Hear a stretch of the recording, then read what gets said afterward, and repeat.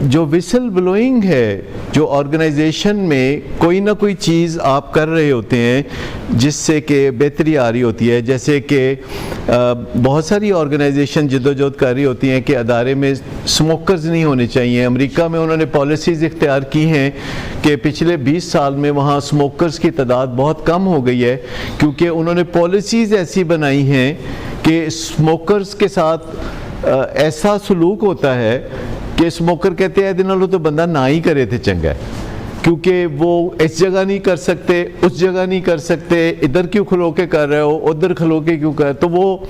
जो डिस्क्रिमिनेशन इससे होती है या जो डिस्कम्फर्ट इससे होता है, तो उससे भले लोग कहते हैं जी मैं बाज आया हो जी स्मोकिंग। तो पहले आपको पता है जहाज़ में स्मोकिंग हो रही होती थी, जहाज़ धुएँ से भरा होता था,